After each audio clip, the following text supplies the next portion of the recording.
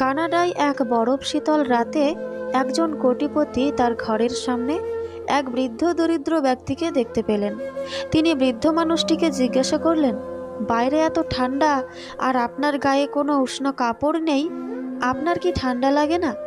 বৃদ্ধ লোকটি উত্তর দিল, আমার কাছে উষ্ণ কাপড় নেই, কিন্তু আমি মানিয়ে নিয়েছি।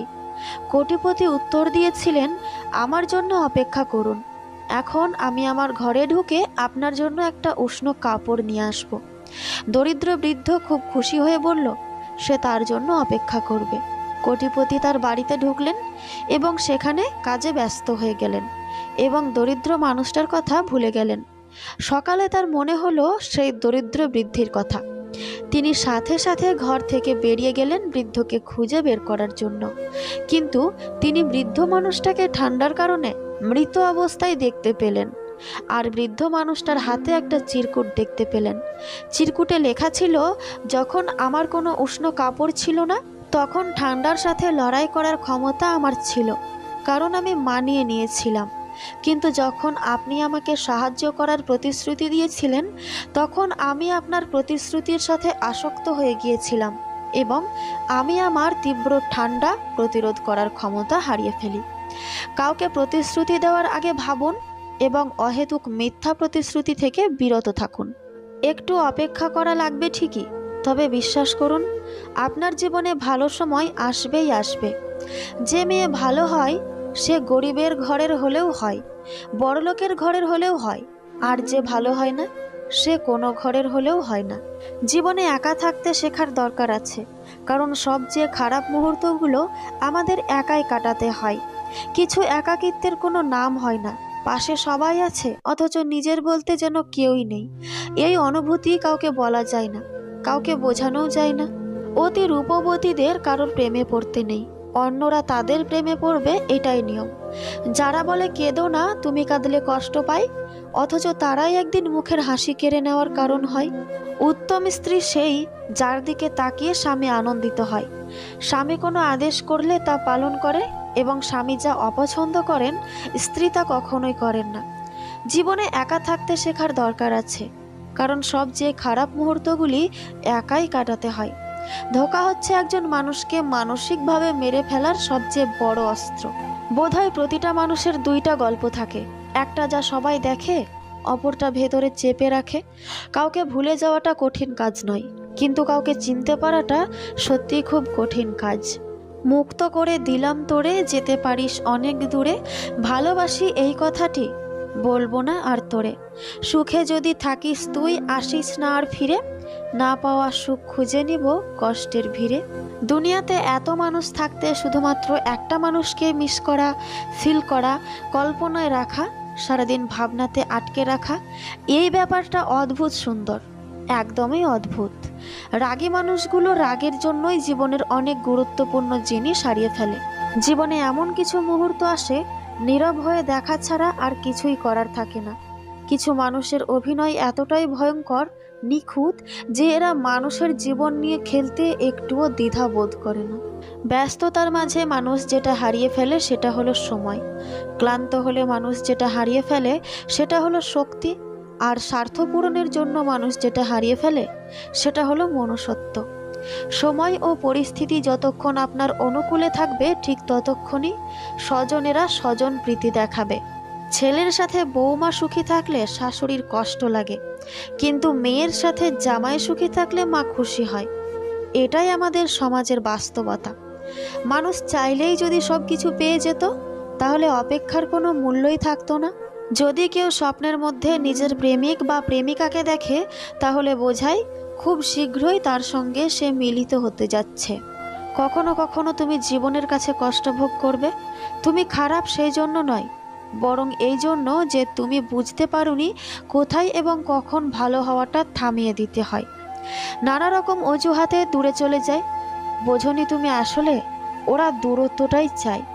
মনকে করো শক্ত, আরও মিষ্টি কথায় গলতে নেই। সবটুকু তো তুমিও বোঝো, মুখ ফুটে সব বলতে নেই। ক্ষমা করার থাকে সীমা, সম্মানটা হারিয়ে নয়, নিজের কাছে নিজেই হেরে অভিমানের জ্বলতে নেই। তুমি ভেতর থেকে ভেঙে পড়েছ সেটা কাউকে বুঝতে দিও না, কারণ লোকে ভেঙে যাওয়া বাড়ির ইট পর্যন্ত খুলে নিয়ে যায়। পৃথিবীর সব মেয়েদের ভেতর অলৌকিক একটা ক্ষমতা থাকে। কোনো পুরুষ তার প্রেমে পড়লে মেয়ে সঙ্গে সঙ্গে তা বুঝতে পারে। এই ক্ষমতা পুরুষদের নেই। তাদের কানের কাছে মুখ নিয়ে কোনো মেয়ে যদি বলে, শোনো আমার ভীষণ কষ্ট হচ্ছে, আমি মরে যাচ্ছি, তারপরেও পুরুষ মানুষ বোঝে না। সে ভাবে মেয়েটা বোধহয় অ্যাপেন্ডিসাইটিসের ব্যথায় মরে যাচ্ছে। জীবনে তিনজনকে কখনো ক্ষমা করতে নেই। নাম্বার 1, যে ভালো না বেশি অভিনয় করে। নাম্বার 2, যে বন্ধুত্বের সুযোগ নিয়ে বেইমানি করে। নাম্বার 3, যে বিশ্বাসের অমর্যাদা করে। কিছু হারিয়ে গেলে যা কষ্ট হয় তার চেয়ে বহুগুণ বেশি কষ্ট হয় আপন কেউ বদলে গেলে। জীবনে খারাপ সময়গুলো একাই কাটাতে হয়, কারণ মানুষ মানুষের কষ্ট দেখলে সেটা উপভোগ করে। দিন শেষে স্ত্রী নামক নারীটার কাছ থেকেই আপনার সার্টিফিকেট নিতে হবে।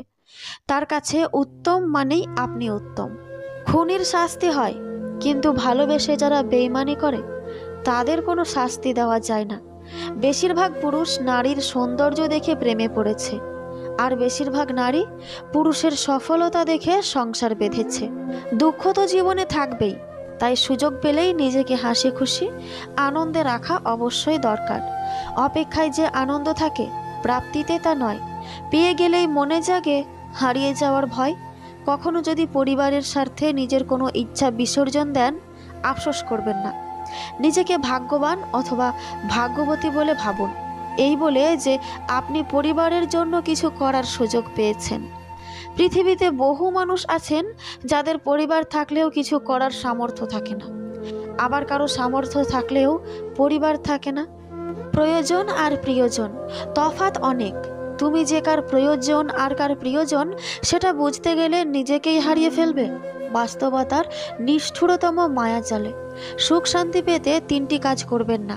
নাম্বার 1, বেশি আশা করবেন না। নাম্বার 2, জীবনে যা আছে তাই নিয়ে সন্তুষ্ট থাকুন। নাম্বার 3, নারীর ফাঁদে পড়বেন না।